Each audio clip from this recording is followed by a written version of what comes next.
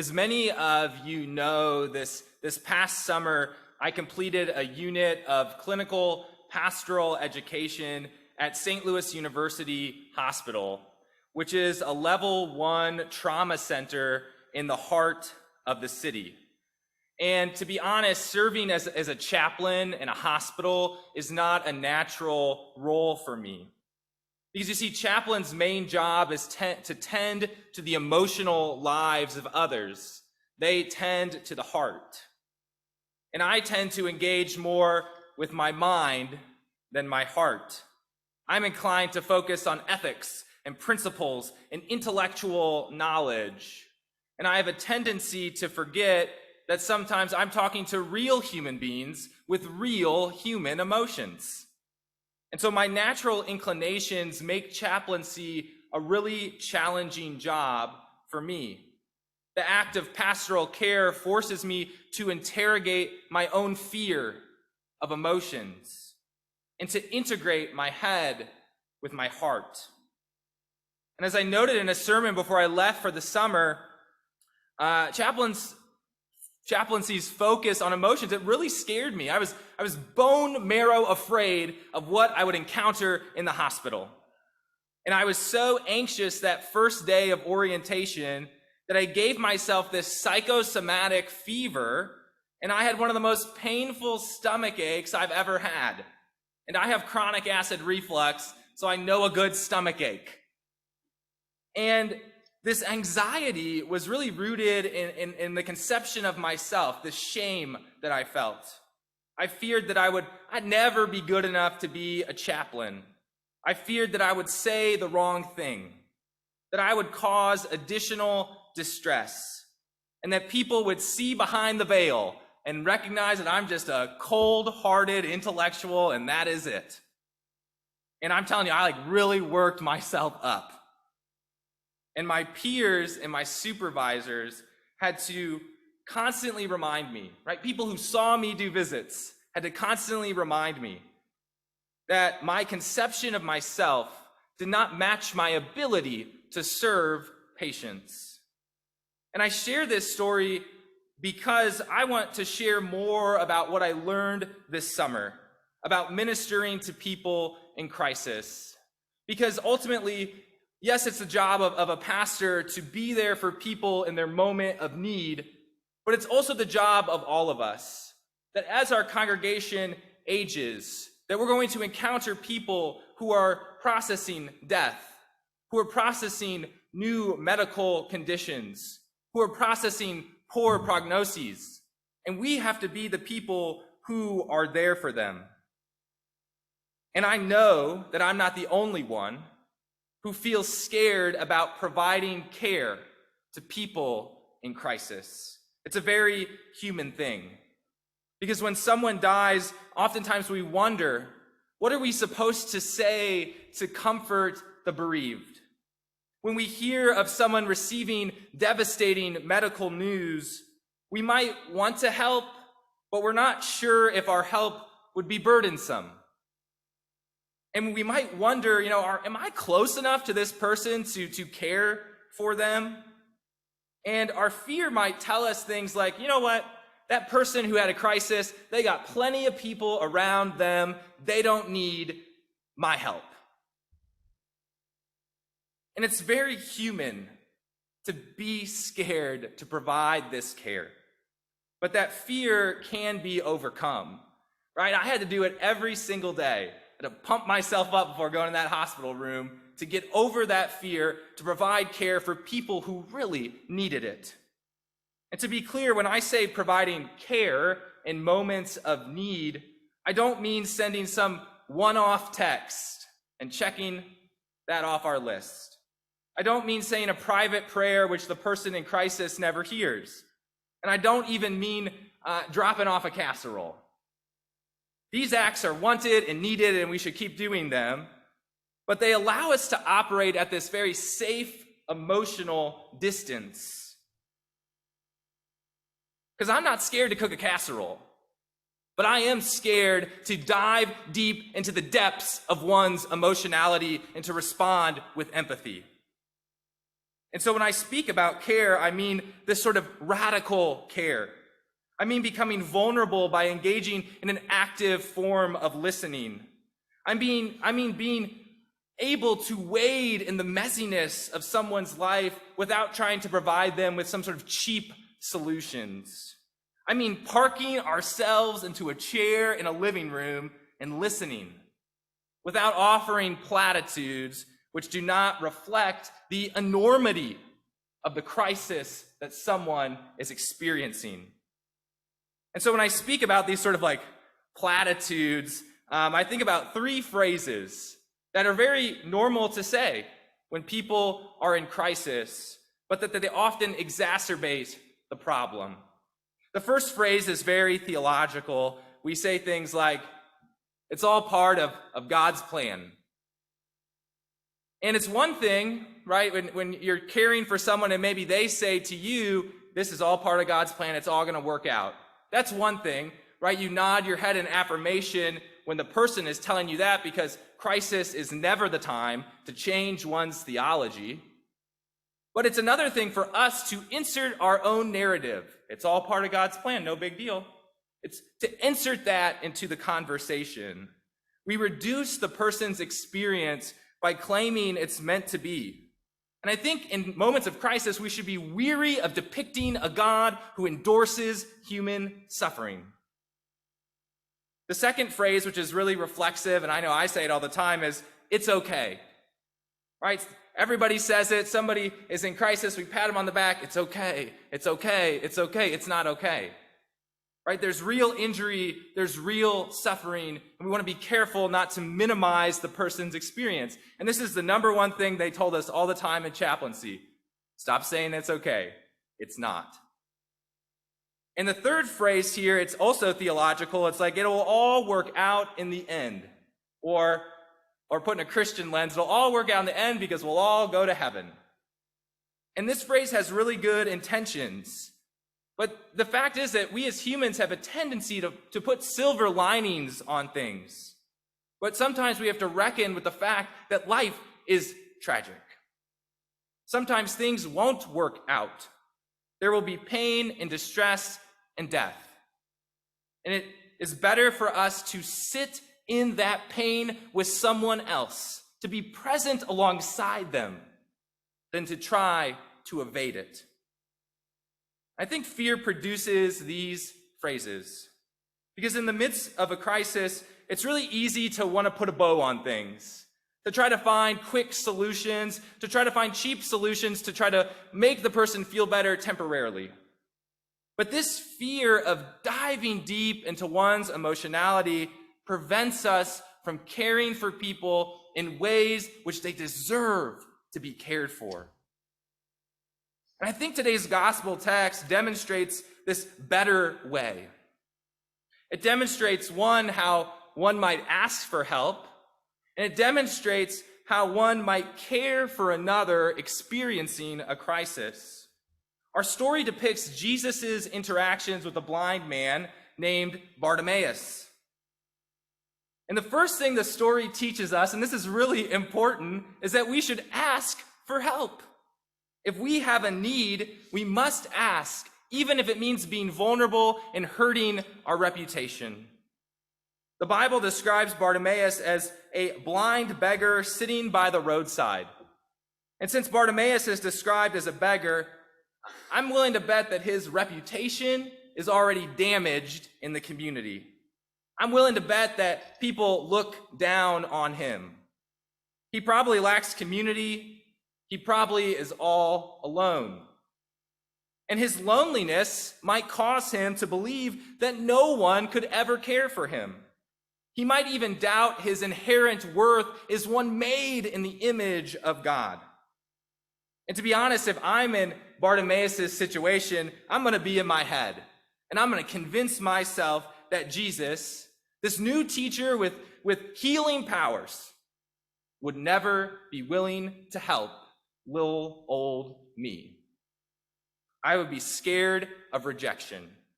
I would be scared of being a burden for someone else.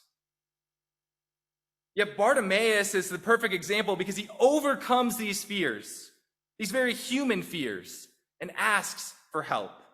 He not only asks, he shouts. He shouts, "Jesus, Son of David, have mercy on me." And as he shouts, people in the crowd scold him. They tell him to be quiet. They try to silence Bartimaeus' pain. But Bartimaeus, he just keeps shouting, "Son of David, have mercy on me."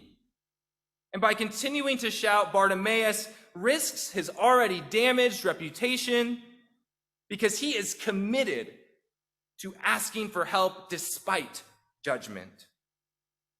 And what's so great here is that commitment is rewarded. That when he asks for help, Jesus says to him, "Call him here." And then Jesus, this omniscient Savior of the world, asks Bartimaeus, "What do you want me to do for you?" And this is so important, right? Jesus asks him. He doesn't assume that this blind man coming up to him means that Bartimaeus wants to see again.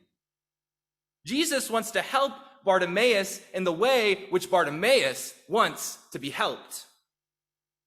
Jesus asks because radical care requires consent. You know, if a person does not want our help, it's difficult. But if the person does not want it, we have to honor that request. However, consent doesn't mean that we have to sit back and wait to be asked. Unlike the biblical account, we often need to reach out to people experiencing distress. Because the people in our lives who are distressed are now not out on Main Street shouting at us. Sometimes our visits and our phone calls we have to be the people who initiate this communication. And when we do initiate an interaction with someone who is sick or in crisis, our focus, like Jesus, should be on listening. We should do 3 things: ask open-ended questions, leave room for silence, and allow the other person to share their story. We're simply there to be present and to listen. And if I'm being honest, it doesn't always go as clean as the gospel text, right? Sometimes our first attempts to care for another person can be met with resistance because we live in a world where we're told not to ask for help. So in the hospital, many of my first visits with patients would be a long and awkward 5 minutes. And I'd say to myself, I'm never going back in there. But when I did, oftentimes what would happen is that same person who was resistant to talking to me, who didn't trust me with their story, would open up and share. And those visits would last for an hour, for 90 minutes. Right? And the lesson here is that trust has to be built.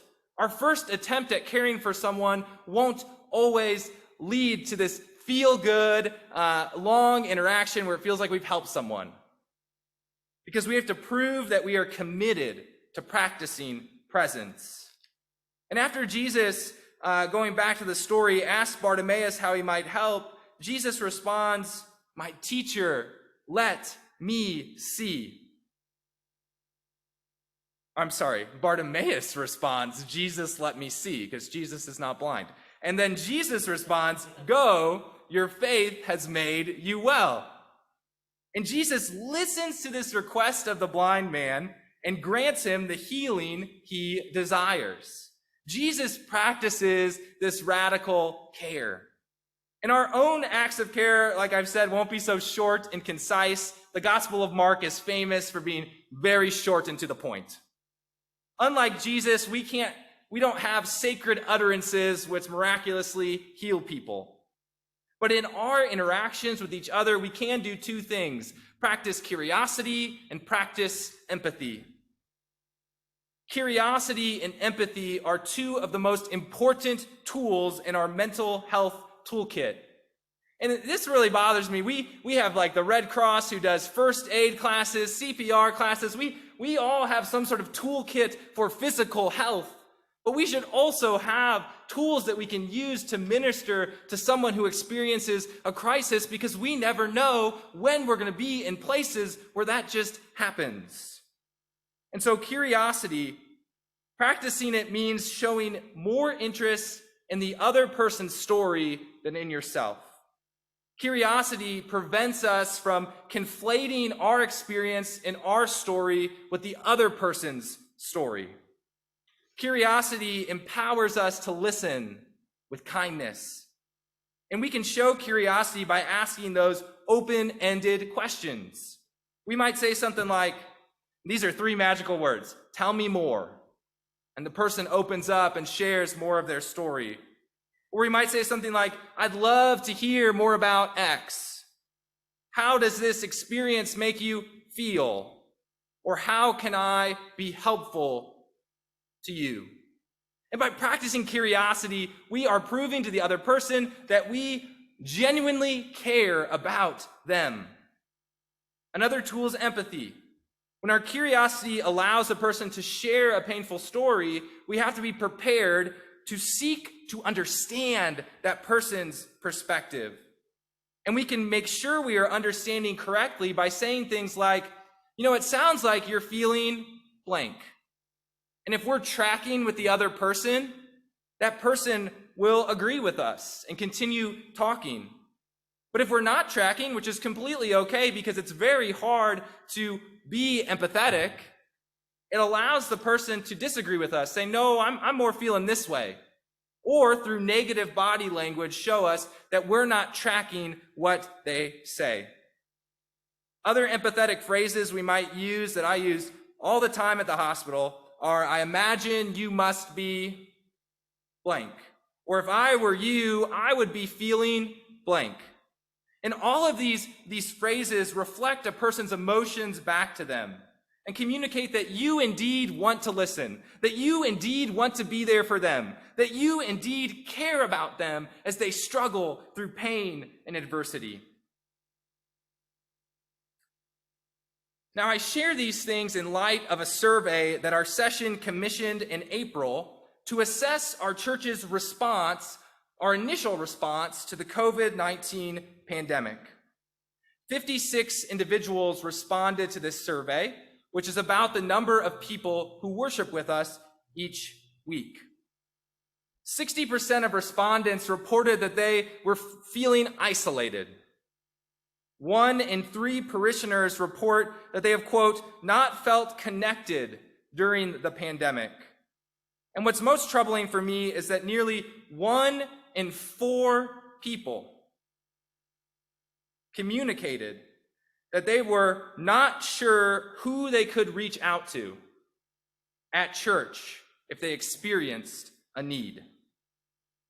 And that's troubling to me because if 1 in 4 people who care enough about our congregation to fill out a survey, communicate that they don't know who among us they can reach out to in a time of need, I think that means that our church has to rethink the ways that we care about one another.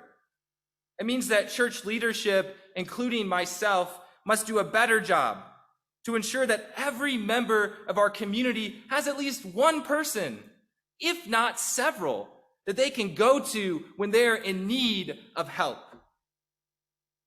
And I want to share with you a couple of ways that we're working right now to address these concerns and to shift our approach to care.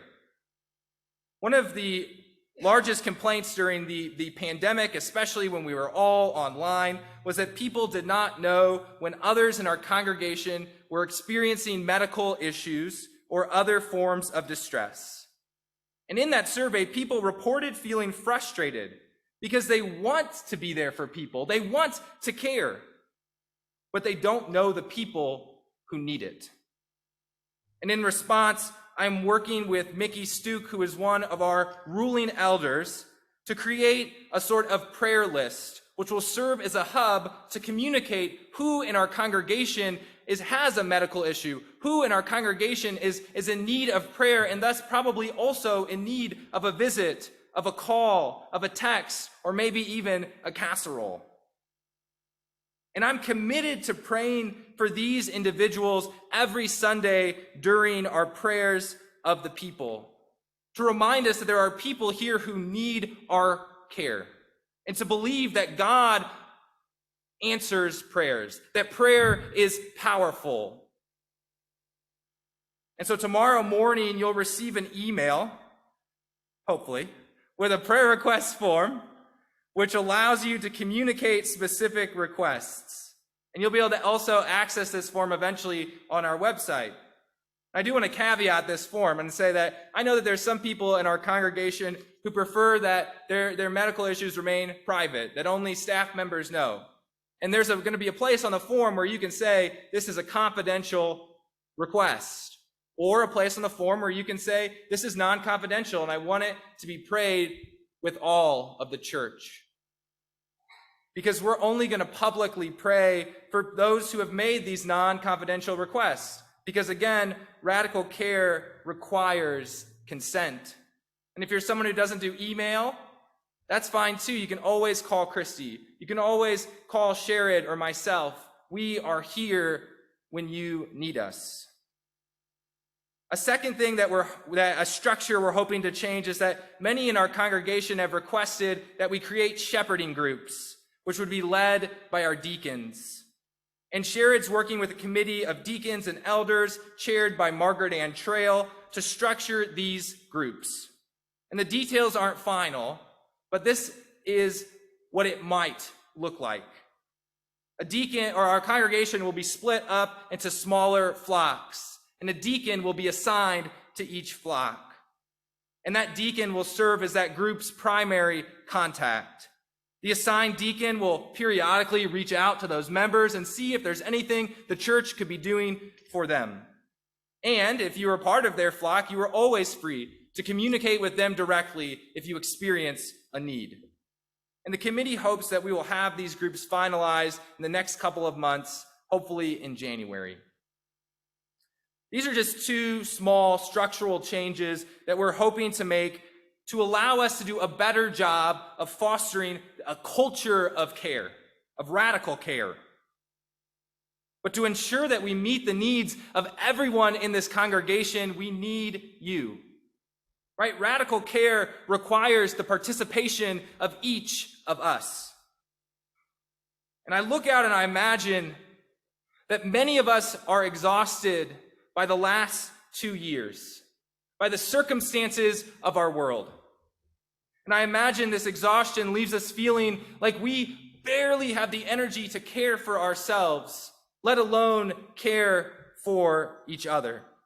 And this exhaustion, it tempts us to turn inward, to be like the people in the gospel who scold Bartimaeus when he asks for help. And exhaustion might tempt us to look into the pews and say, I see a lot less people. I wonder if it's time to give up on church altogether.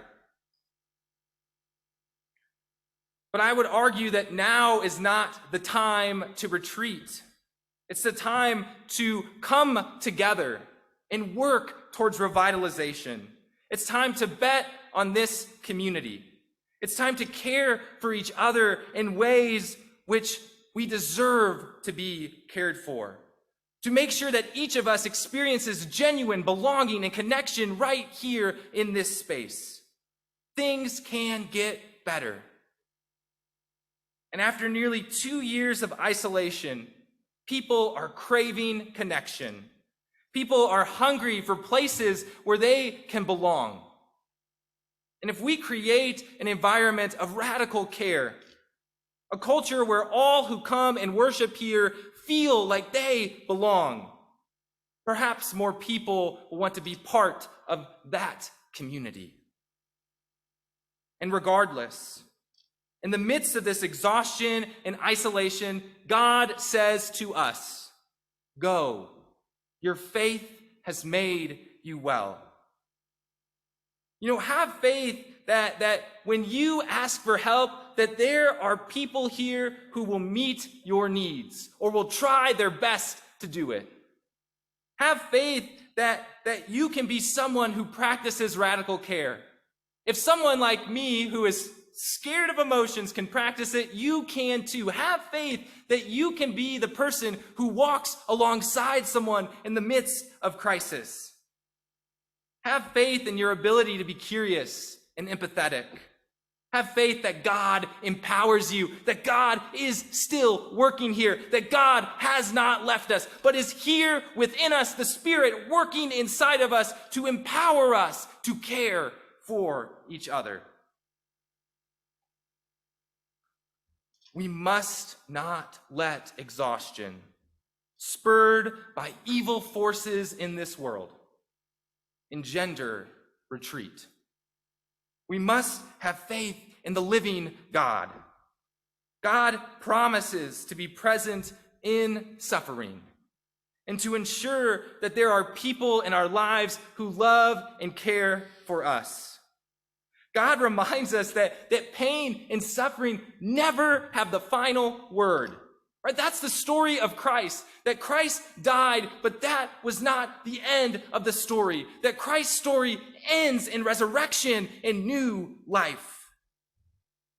And in our story today, Bartimaeus doesn't end blind. He can see. Friends, new life beckons. There are opportunities to revitalize and restore. The Spirit continues to equip you with the tools you need to overcome fear, so that all in this space may feel radical care, may feel like they belong.